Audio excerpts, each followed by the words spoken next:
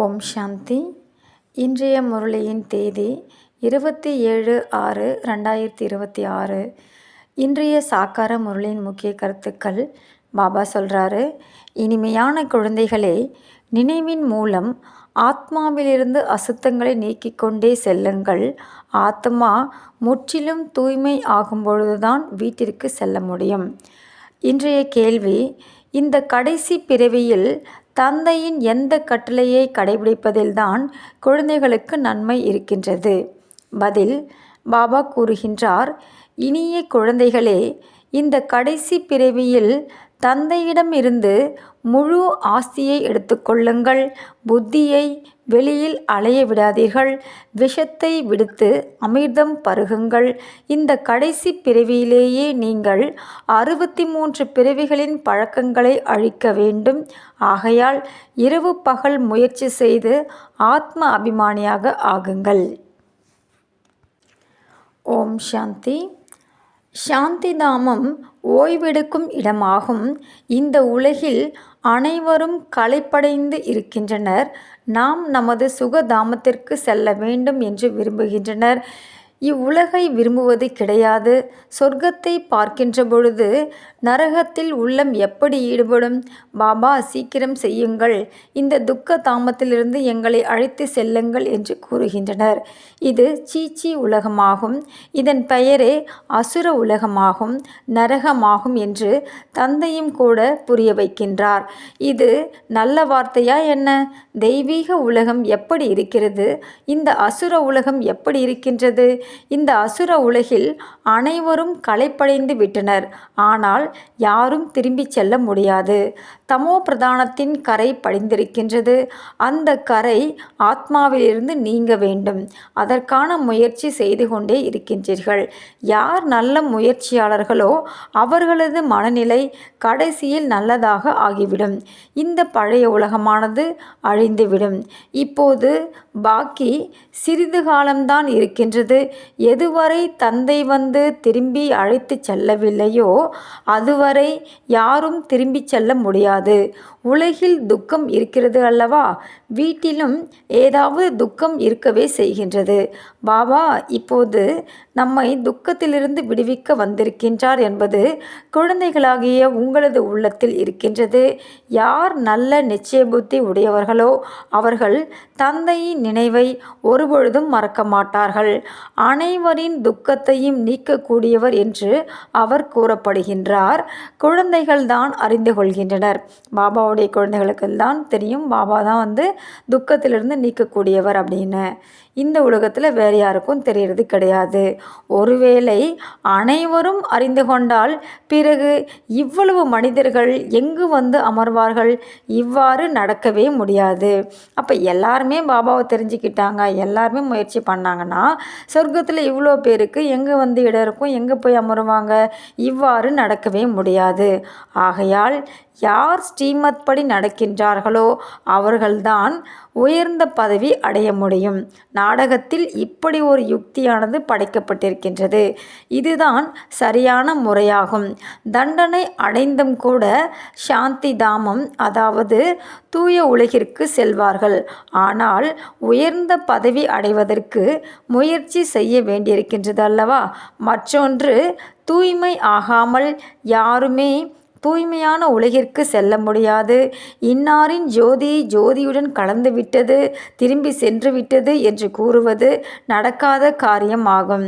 பக்தி மார்க்கத்தில் அப்படி தானே சொல்கிறாங்க. யாராவது இறந்துட்டாங்கன்னா ஜோதியோட ஜோதியாக ஐக்கியமாயிட்டாங்க, கலந்துட்டாங்க அப்படின்னு சொல்கிறாங்க. ஆனால் அப்படியெல்லாம் நடக்கவே முடியாது.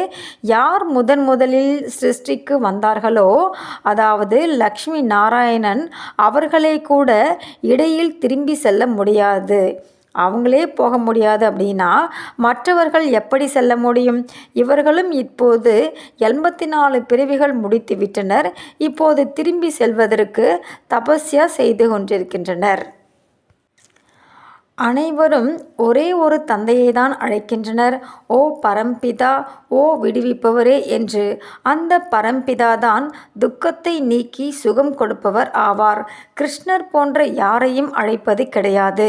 கிறிஸ்தவராக இருந்தாலும் சரி, முஸ்லிம்களாக இருந்தாலும் சரி, அனைவரும் ஓ பரம்பிதா என்று கூறி அழைக்கின்றனர். ஆத்துமா தனது தந்தையை அழைக்கின்றது.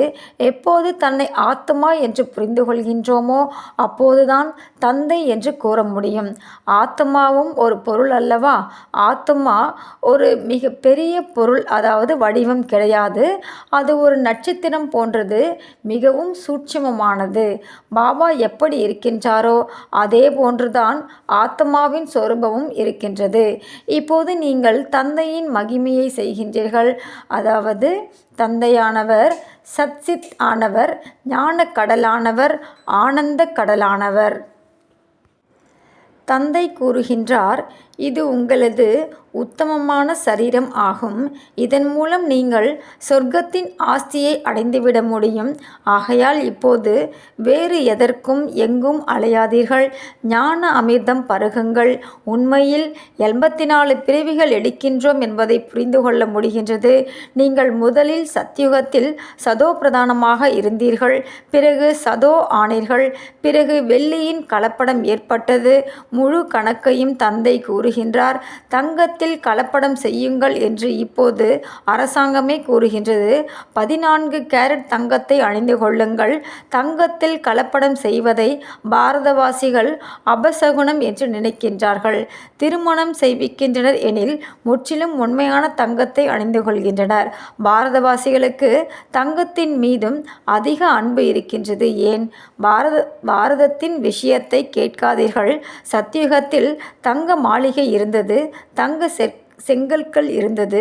எவ்வாறு இங்கு செங்கற்களினால் கட்டுகின்றனர், அதே போன்று அங்கு தங்கம் வெள்ளி கற்களினால் கட்டுவர். சத்யுகத்தில் ஒவ்வொரு பொருளும் சதோ பிரதானமாக இருக்கும் என்பதை நீங்கள் அறிவீர்கள். இங்கு எவ்வளவு பறவைகள், மிருகங்கள் உள்ளன, இவை அனைத்தும் அங்கு இருக்காது. பெரிய மனிதர்கள் மிகவும் சுத்தமாக இருப்பார்கள். அவர்கள் இருக்கும் இருப்பிடம், ஃபர்னிச்சர் போன்றவைகள் மிகவும் நன்றாக இருக்கும். நீங்களும் அந்த அளவிற்கு உயர்வான தேவதைகளாக ஆகின்றீர்கள். அங்கு இந்த மாதிரியான சீச்சி பொருட்கள் இருக்கவே முடியாது.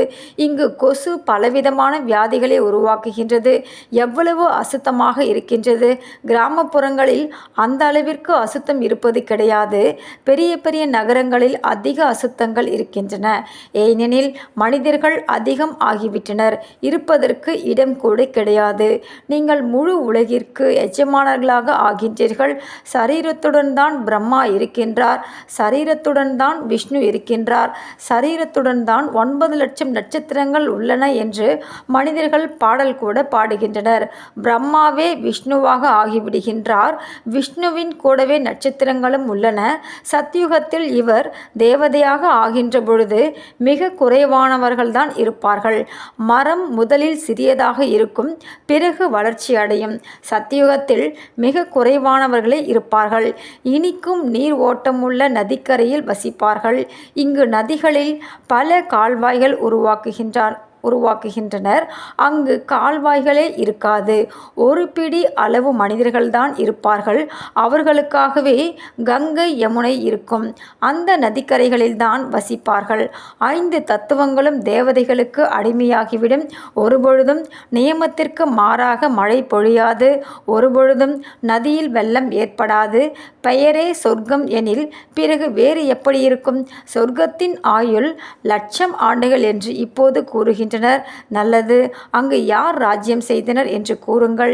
எவ்வளவு கட்டுக்கதைகளை கூறிக்கொண்டிருக்கின்றனர். நாம் கல்பத்திற்கு முன் போலவே நாம் இந்த நடிப்பு நடித்து கொண்டிருக்கின்றோம் என்பதை நீங்கள் அறிவீர்கள்.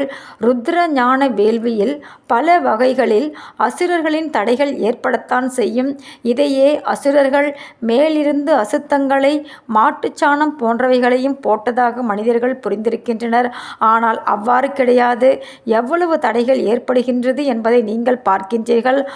அபலைகளின் மீது தீங்கு ஏற்படும் போதுதான் பாவக்குடங்கள் நிறையும், சிறிது பொறுத்து கொள்ள வேண்டியிருக்கும் என்று தந்தை கூறுகின்றார். நீங்கள் தனது தந்தை மற்றும் ஆஸ்தியை நினைவு செய்து கொண்டே இருங்கள். அடி வாங்கும் போதும் புத்தியில் சிவபாபாவை நினையுங்கள். உங்களுக்கு புத்தியில் ஞானம் இருக்கின்றது. யாருக்காவது தூக்கு தண்டனை கொடுக்கும்போது பரமபிதாவை நினைவு செய்யுங்கள் என்றுதான் பாதிரிமார்கள் கூறுவார்களே தவிர கிறிஸ்துவை நினையுங்கள் என்று கூற மாட்டார்கள். இறைவனை நோக்கிதான் சைகை காண்பிப்பார்கள். அவர் அந்த அளவிற்கு அன்பானவராக இருப்பதால் தான் அனைவரும் அவரை அழைக்கின்றனர். ஆத்மாதான் அழைக்கின்றது. இப்போது ஆத்ம அபிமானி ஆவதில்தான் முயற்சி இருக்கின்றது. 63 பிறவிகளாக நீங்கள் தேக அபிமானத்தில் இருந்துவிட்டீர்கள். இப்போது இந்த ஒரே ஒரு பிறப்பில் அந்த அரை கல்பத்திற்கான பழக்கத்தை நீக்க வேண்டும். அனைவரையும் விட அதிக பக்தி நீங்கள்தான் செய்திருக்கின்றீர்கள்.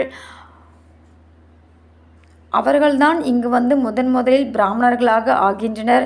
மீண்டும் பூஜைக்குரியவருக்கான ஆஸ்தி தந்தையிடமிருந்து அடைகின்றனர்.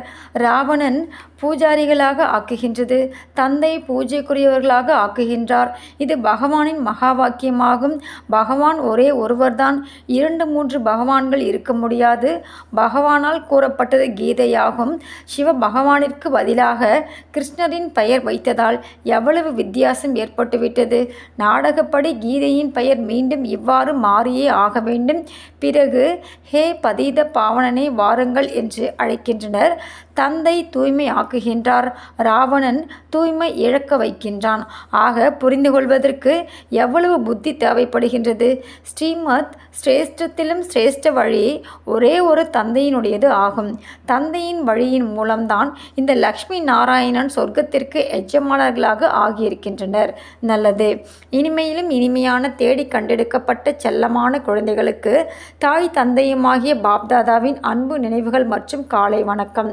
ஆன்மீக குழந்தைகளுக்கு ஆன்மீக தந்தையின் அன்பு நினைவுகள் மற்றும் நமஸ்தே. தாரணைக்கான முக்கிய சாரம். ஃபர்ஸ்ட் பாயிண்ட், இந்த ஒரு பிறவியில் 63 பிறவிகளின் பழைய தேக அபிமானத்திற்கான பழக்கத்தை நீக்கக்கூடிய முயற்சி செய்ய வேண்டும். ஆத்ம அபிமானியாகி சொர்க்கத்திற்கு எஜமானர்களாக ஆக வேண்டும். 2வது பாயிண்ட், வைரத்திற்கு சமமான இந்த உத்தமமான பிறவியில் புத்தியை அலையவிடக்கூடாது. சதோ பிரதானமாக ஆக்க வேண்டும். தீங்குகளை கொடுமைகளை சகித்து கொண்டு தந்தையிடமிருந்து முழு ஆஸ்தி அடைய வேண்டும். இன்றைய வரதானம், சாக்கார பாபாவுக்கு சமமாக தனது ஒவ்வொரு செயலையும் அழியாத நினைவு சின்னமாக ஆக்கும் ஆதாரமூர்த்தி மற்றும் உதாரமூர்த்தி ஆகுக. சாக்கார பிரம்மா பாபா தனது ஒவ்வொரு செயலையும் ஒரு நினைவு சின்னமாக ஆக்கினார். அதுபோல அனைவரின் ஒவ்வொரு காரியத்தையும் ஆதாரமூர்த்தியாகவும் உதாரமூர்த்தியாகவும் தன்னை புரிந்து நடந்தால் நினைவு சின்னமாகும். தங்களை உலக மாற்ற காரியத்திற்காக ஆதாரமூர்த்தியாக கருதுபவர்களின் ஒவ்வொரு செயலும் உயர்ந்ததாக இருக்கும். அவர்களின் விருத்தி மற்றும் திருஷ்டியில் அனைவரின் நலன் கருதும் உணர்வு இருந்தால் ஒவ்வொரு செயலும் சிரேஷ்டமாக மாறும். இத்தகைய உயர்ந்த செயல்களே அழியாத நினைவு சின்னமாக ஆகின்றது. இன்றைய ஸ்லோகன், சத்தியத்தின் சக்தியை தாரணை செய்வதற்கு சகிப்புத்தன்மை உடையவராக ஆகுங்கள். இன்றைய அவ்யக்த இஷாரா, சதா மகிழ்ச்சியாக இருக்க வேண்டும் என்றால் தங்களது சுபாவத்தை சரளமானதாக ஆக்கிக் கொள்ளுங்கள். சகிப்புத்தன்மை உடையவர் ஆகுங்கள். இந்த சகஜ யோகி வாழ்க்கையில் கஷ்டங்களை உணர்ந்தால் எளிதான ராஜ்யத்தை எவ்வாறு ஆள முடியும்? இங்கிருக்கும் சமஸ்காரங்களை அங்கேயும் எடுத்துச் செல்வீர்கள். உங்களது நினைவு சின்னமான தேவதைகளின் சித்திரங்களில் அவர்களின் முகம் எப்போதும் எளிமையாக காட்டப்படுகின்றது. எனவே எவ்வளவு எளிய முயற்சியாக சகஜ புருஷார்த்தி இருக்குமோ அந்த அளவு அவர்கள் மனம் சொல் செயலாலும் எளிமையாக இருப்பார்கள். அவர்களைத்தான் ஃபரிஸ்தா, அதாவது தேவதை என்று அழைக்கின்றோம். அப்போது இந்த யோகி வாழ்க்கையில் நம்ம கஷ்டங்களை உணரக்கூடாது. யோகி வாழ்க்கை நமக்கு சகஜமாக எளிதாக இருக்கணும். அப்போ இங்கே நம்ம கஷ்டத்தை உணர்ந்தோம் அப்படின்னா அங்கே போய் நம்ம எப்படி ராஜ்யத்தை ஆள முடியும்? அப்போது இங்கே இருக்கக்கூடிய சமஸ்காரங்கள் இப்போ நம்ம வந்து நம்மளுடைய இறுதி நேரத்து வரைக்கும் நம்மளுடைய சமஸ்காரங்கள் எப்படி இருக்கோ அந்த சமஸ்காரத்தை அங்கே எடுத்துகிட்டு போக முடியும். அப்போ நம்ம கஷ்டத்தை உணர்ந்து கஷ்டப்பட்டுட்டே இருந்தோம்னா அந்த சமஸ்காரத்தை எடுத்துகிட்டு சொர்க்கத்துக்கு போய் நம்ம என்ன செய்ய முடியும்? ஸோ அதனால் நம்மளுடைய பழைய சமஸ்காரங்கள் 63 ஜென்மத்தின் சமஸ்காரங்களை எல்லாத்தையும் இங்கேவே எரிச்சிட்டு தேவதைக்கான சமஸ்காரத்தை இங்கேவே நம்ம தாரணை பண்ணணும். அப்போ தான் நம்ம வந்து ஃபரிஸ்தாவாகி சொர்க்கத்துக்கு போக முடியும். நல்லது. ஓம் சாந்தி.